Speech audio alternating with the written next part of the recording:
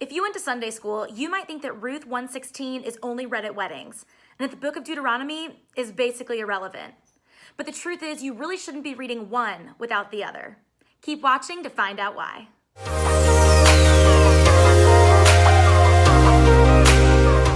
Hey everyone, welcome back to the 2x2 show. If you joined us in the last episode, you know that we're working our way through the book of Ruth. Last week, we worked through verses 1 through 5, and we spent a lot of time pulling apart what should have been something that just normally sets the stage. I want to pick up right where we left off, which is verse 6. Now, last week, we know that there was a famine in the house of bread in Bethlehem, and so Elimelech, a father of 2 sons, takes his wife and his children and goes out to Moab, enemy territory, in search of food, showing that his faith is not living up to his name, which means my God is king. While they're in Moab for 10 years, Elimelech and both of his sons die, but not before they both marry 2 Moabite women. So let's pick up in verse 6. When Naomi heard in Moab that the Lord had come to the aid of his people by providing food for them, she and her daughters-in-law prepared to return home from there. With her 2 daughters-in-law, she left the place where she had been living and set out on the road that would take them back to the land of Judah. Then Naomi said to her 2 daughters-in-law, "Go back, each of you, to your mother's home. May the Lord show you kindness to your dear dead husbands and to me. May the Lord grant that each of you will find rest in the home of another husband." Then she kissed them goodbye and wept aloud, and said to her, "We will go back with you to your people." But Naomi said, "Return home, my daughters. Why would you come with me? Am I going to have any more sons? Who could become your husbands? Return home, my daughters. I am too old to have another husband. Even if I thought there was still hope for me, even if I had a husband tonight and then gave birth to sons, would you wait until they grew up? Would you remain unmarried for them? No, my daughters, it is more bitter for me than for you, because the Lord's hand has turned against me." At this they wept aloud again. Then Orpah kissed her mother-in-law goodbye, but Ruth clung to her. "Look," said Naomi, "your sister-in-law is going back to her people and her gods. Go back with her." But Ruth replied, "Don't urge me to leave you or to turn back from you. Where you go, I will go, and where you stay, I will stay. Your people will be my people, and your God, my God. Where you die, I will die, and there I will be buried. May the Lord deal with me, be it ever so severely, if even death separates you and me." When Naomi realized that Ruth was determined to go with her, she stopped urging her.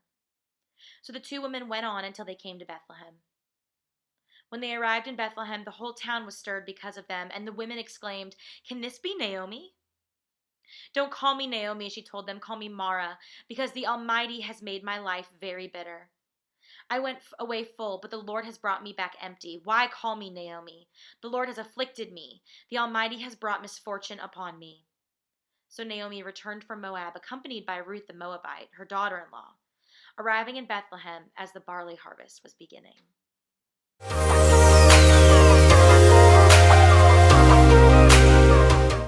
By this time, Naomi, the mom, and by the way, I'm totally butchering these names.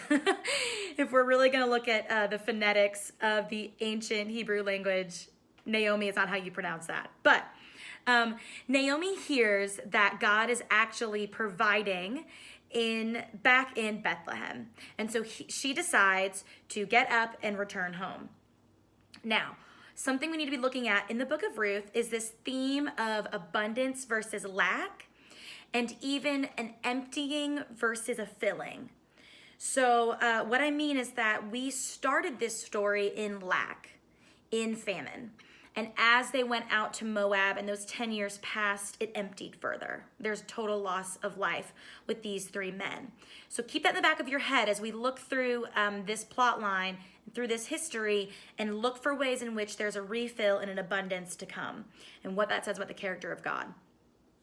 So now we're totally empty. We have 3 widows living in foreign territory. Well, Naomi is really the only foreigner here. I do not want to deny the fact that in this culture, this is total vulnerability. To be a widow, to be childless, to be in Moab is not safe for any of these women. So when Naomi hears that there's provision elsewhere, first of all, it should make sense she's returning home, returning to the house of her lineage and her family.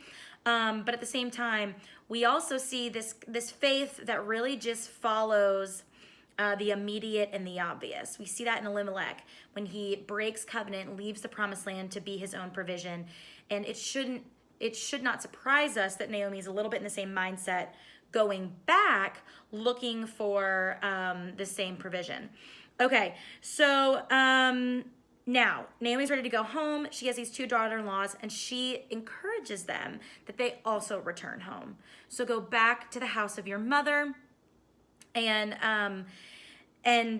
because you have dealt kindly with me, you've dealt kindly with my husband and my sons who've now passed. I want the best for you, is essentially what she's saying. But verse 9, the Lord grant that you may find rest, each of you in the house of her husband. So basically she's saying, go back. May God bless your future in the land of Moab and your extended family. But they said, no, we will return with you to your people. This is a big statement. Sometimes when we read this work, we're thinking, oh, well, they're just alongside the road. And they're like, nah, girl, we'll go with you. We love you. But let's not forget the difference in the Israelite nation and the Moabite nation. It's not something small to say, we'll go back to your land with your people. It's a big cultural shift. So I don't want to glaze over that, sorry. Okay, verse 11. But Naomi said, turn back, my daughters. Why will you go with me? Have I yet sons in my womb that they may become your husbands? Turn back, my daughters, go your way, for I am too old to have a husband. If I should say I have hope, even if I should have a husband this night and should bear sons, why would you therefore wait till they were grown? Would you therefore refrain from marrying? No, my daughters, for it is exceedingly bitter to me for your sake that the hand of the Lord has gone out against me. Okay. So, at first glance, this sounds like what she previously said. I want the best for you. You've been kind for me. Go home and receive the shelter and provision you deserve and need. But if we break this apart, really these verses 11 through 14, we are seeing a massive lack of faith. And it's really not any different than Elimelech's. Here's the thing. Now, this is kind of a weird thing to say to somebody. Here's her mother-in-law, at least by our cultural standards. Here's a mother-in-law with two daughter-in-laws. Neither have had children. They seemingly are young enough to remarry and have children. And so what's happening here is go home and be safe. Why would you wait around for me? I can't give you any more husbands. Even if I got pregnant tonight, are you really going to wait around until it's appropriate for you to marry them? You shouldn't stay with me. Okay. Culturally speaking, we're like, why would she offer that? That's so strange. But she's actually referencing Israelite law, Torah law. And I really want to save some of this for another episode. But the basic standard is that should there be brothers in a family and they're married and one dies, the brother should marry his one sister-in-law. Now that does a few things. First of all, it was a huge honor to the brother that passed to keep on his name. Any children that came out of the second marriage were considered children of the first in name and out of honor.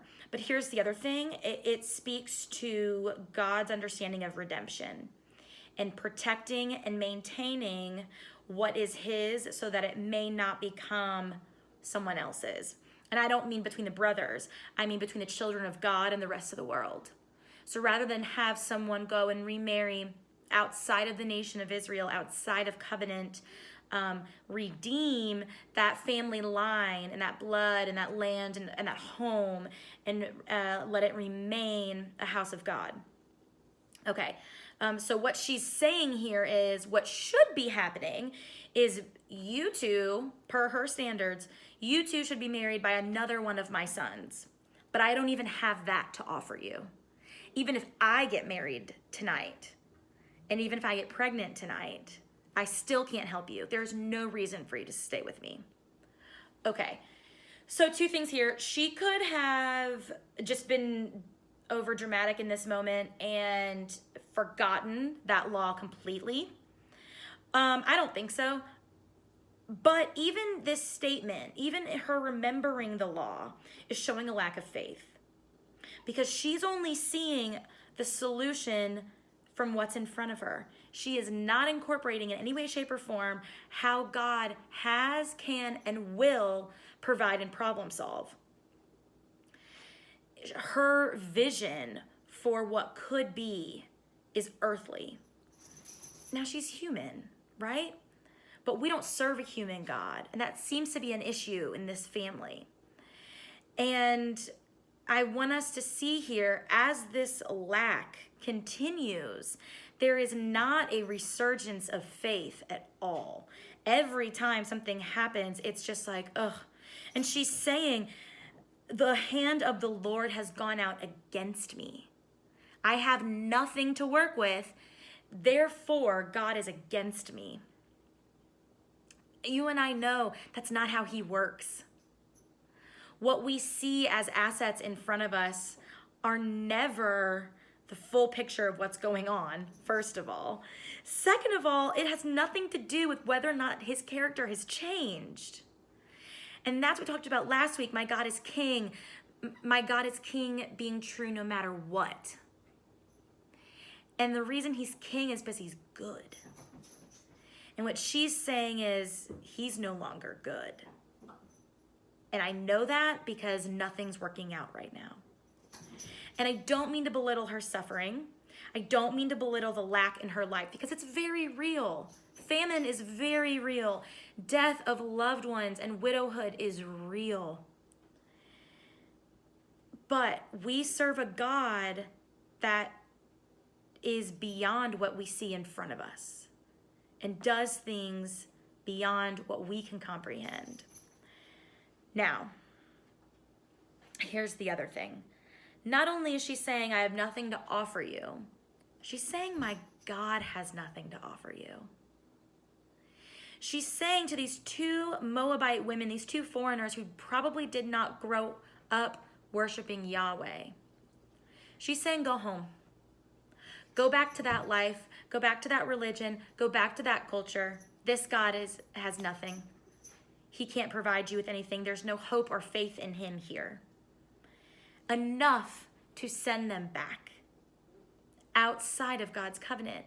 And you and I know that those of us who live in it, who know him and know his goodness truly, we want other people to experience that. And here's a mother-in-law, a mother, and an elder in the faith looking at somebody else like, nah, there's nothing here for you. I can't imagine looking at someone and be like, yeah, the God I serve, nah, he's got nothing. Like, go try something else. Go back to what you tried before. That's the depth of her mourning and lack of faith. And a lot of times, you and I know, a lot of times those two kind of go intertwined. And it feels like it takes an inordinate amount of energy to hold on to the littlest bit of faith. And I think that's okay, and I think that's fair. We forget that a lot of parts of the Bible are dedicated to mourning. It's okay to mourn. It's okay to grieve. It's definitely okay to question. Definitely okay. Read Job, Lamentations. There is scripture and literature and narrative and history dedicated to not understanding. And we see that a little bit in Naomi. Okay, now I want to get to verse 16. This is a big deal. This verse, in the last episode, I talked a little bit how Ruth tends to be taught as the romance novel of the Bible. It's like a Jesus-themed Disney princess story. Do you know what I mean? Like Cinderella was working so hard and Prince Charming saw her and it was true love. And now, yes, there are aspects of that in Ruth. And we kind of see verse 16 as the pinnacle of that moment. And a lot of times this verse is read at weddings or is put over couches or master bedrooms, that kind of thing, on plaques or whatever. This is verse 16. After Naomi has told her basically go home. But Ruth said, "Do not urge me to leave you or to return from following you.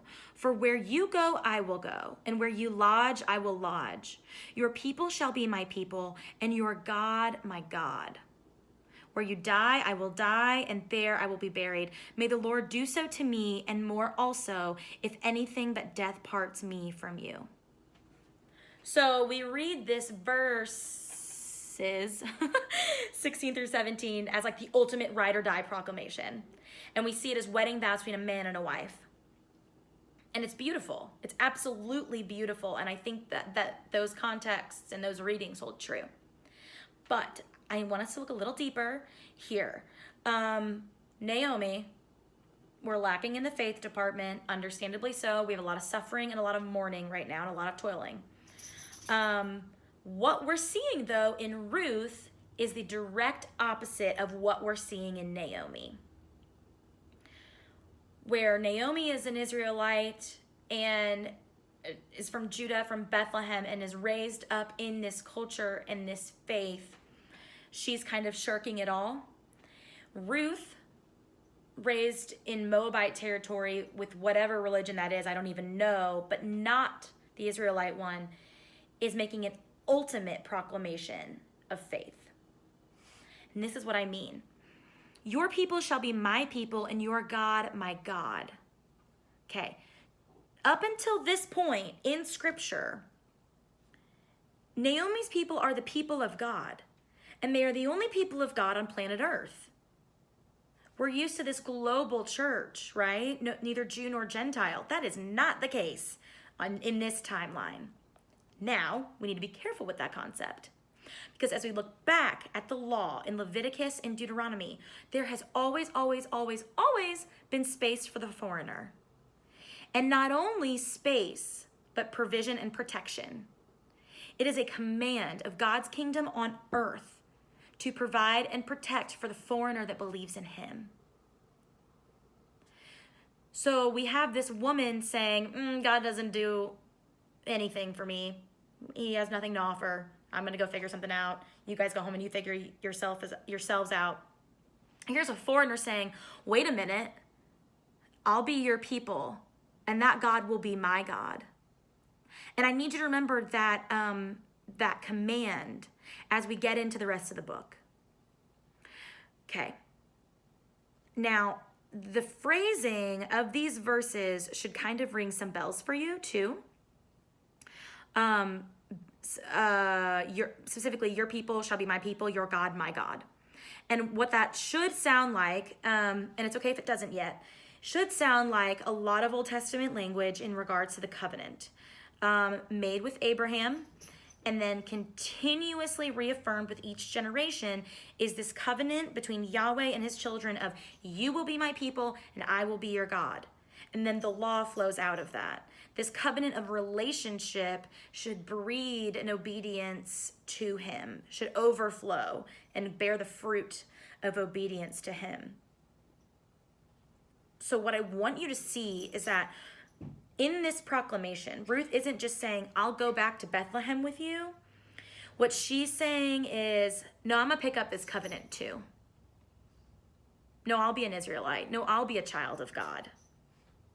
And then my love for him will overflow into obedience. That's a big deal. That's a big deal because we don't have a lot of by name examples of foreigners who've taken up the covenant in the Old Testament. They are very much there, very much there. But we don't have an understanding of an individual to this extent, like we do Ruth or somebody like Rahab. This is big. Now, there's another reason it's big. I want to go back to Deuteronomy. You might think that Deuteronomy is like a total snooze fest, and I understand why. The church always glazes right over Deuteronomy. Baylor, no, sorry. Genesis, Exodus, Leviticus, Numbers, Deuteronomy. Those are the first 5 books of the Bible. The Torah, the law of the Israelite nation and the modern Jewish faith. Deuteronomy kind of gets lost in the mix. We love Genesis and Exodus because they're huge narratives. We've got major people like Abraham and Noah and these and Moses and these fathers of the faith. We've got massive miracles. We've got the plagues. Like, it's very dramatic, and Deuteronomy tends to get lost in the mix, as does Numbers. And Leviticus, we think it's strictly a list of rules, and so there's no need really to read it as Christians. Wrong. So in Deuteronomy, it is a repeat in some ways of the law that we see in Exodus and Leviticus.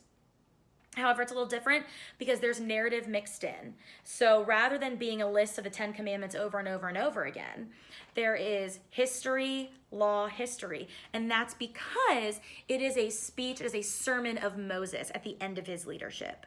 So if you might remember, Moses led Israel out of slavery into the promised land, and that's really what we know him for. But the truth is, once they're in the promised land, you might remember that first generation of survivors, that first generation of people who got out due to their lack of faith and their lack of love that breeds obedience, they're not allowed into the promised land. And they die off, right? We have Moses who's still leading, and he's leading this next generation. And so by the time we get to Deuteronomy, towards the end, I think I'm in Deuteronomy 29, he's working with a new generation of believers, a new generation of Israelites. They've only ever known the wilderness. They don't know Egypt. And he's kind of making this huge speech. And that is the book of Deuteronomy.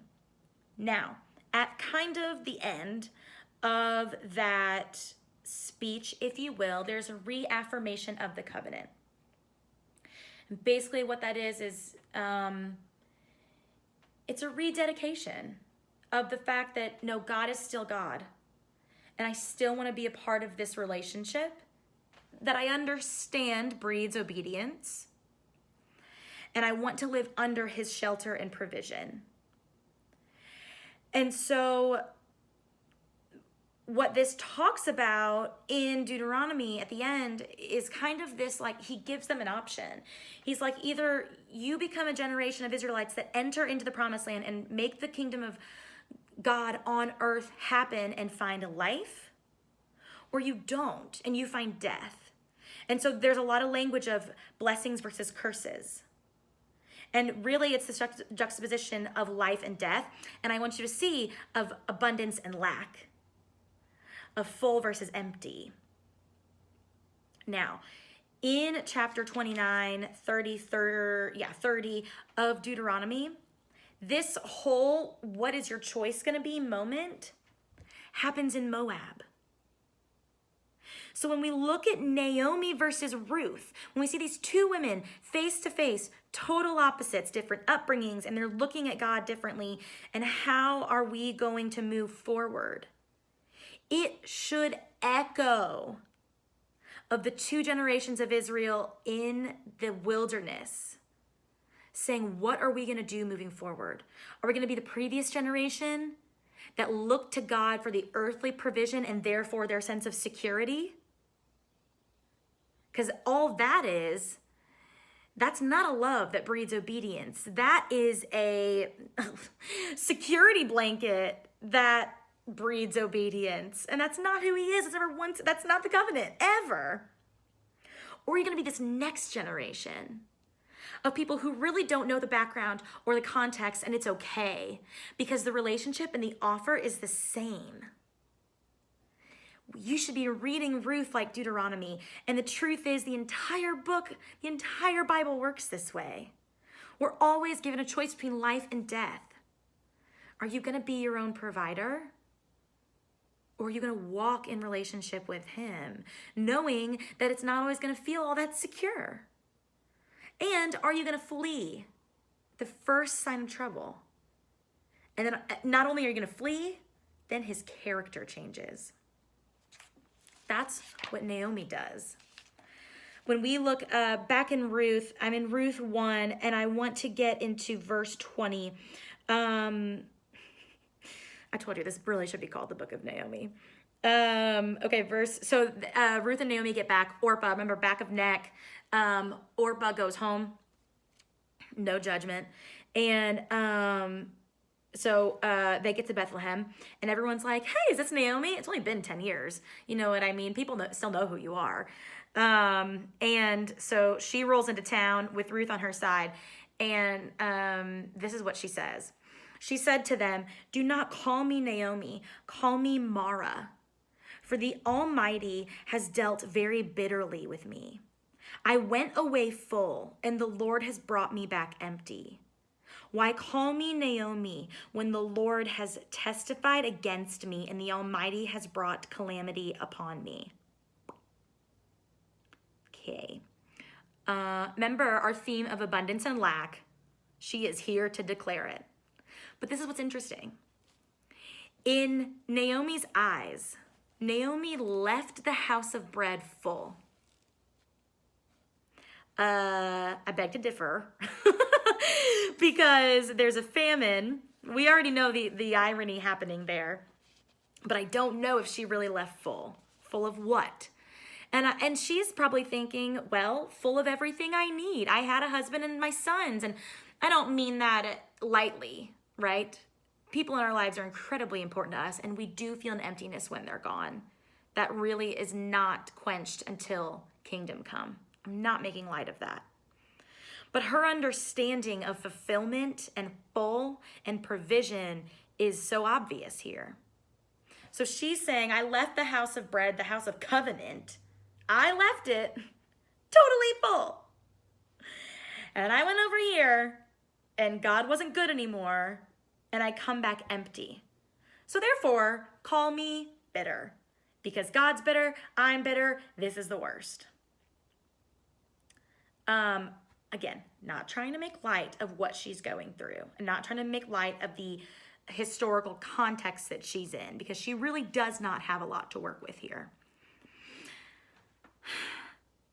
Okay, so she changes her own name. I want you to see the significance of that, because up until this point in the biblical narrative, especially in Genesis, we do serve a God that changes names. Abram to Abraham, Sarai to Sarah, Jacob to Israel. But there are specific contexts around that, right? Oh, and let's not forget, people in the New Testament. So the context is, though, there is a new name when the covenant is picked up. When people enter into relationship with God, then they are renamed by God. This woman leaves covenant and suffers and changes her own name. For the first time in scriptural history, someone has changed their own name. And I think that speaks to where her heart is in this moment. And it's not cute. She didn't pick something cute. She went with bitter. Bitter because God's bitter, and bitter because I'm bitter. I don't want to be a Naomi. I don't want to be a Mara. What I want to be is Ruth, the Moabite, who's given a Hebrew name in this narrative because, not knowing anything, she picked up the covenant in full faith. Full faith. So here's a woman who's leaving the promised land thinking she's full. And here's a woman coming into the promised land, Ruth, who has no faith in what we would consider empty before now. I love this book. It's so good. You've got to be seeing that juxtaposition. Whether it's full versus empty, whether it's the older generation versus the new generation, back in Deuteronomy, Ruth versus Naomi, Israelite versus Moabite, any of that. There's a dualism there. There's a black and white of verses there. And God is going to weave that together so well in the rest of this book. Like I mentioned, the lack and the emptiness versus the filling and the abundance. Where we're going to end today is verse 22, Ruth 1:22. So Naomi returned, and Ruth the Moabite, her daughter-in-law, with her, who returned from the country of Moab. And they came to Bethlehem at the beginning of the barley harvest. Okay, this was a land of famine. And now we're at the beginning of a harvest. So get ready for the rest of this book, because as things have been emptied in one way or another, they are going to be refilled in more ways than one. in relationship, in the future, in the bloodline, physically, financially, all of those things. We are a God who redeems and fills and provides, but it's through a covenant. It's through a relationship with him. And half the time, he's filling things we didn't realize were empty by taking away what we thought brought us security. I'm not going to get too far into that because that's like the book of Job. But I want to leave you with that thought today. I hope you've enjoyed this next portion. We have so much more to cover. And if you have any questions or concerns, I want to hear them. If you enjoyed this, I want you to share it on Facebook. Share this post. Either send the link or share it to your page. If you're on YouTube, subscribe. I would love to know your opinion. Seriously. And that's all opinions. So thank you for meeting with me today, and I'll see you next time.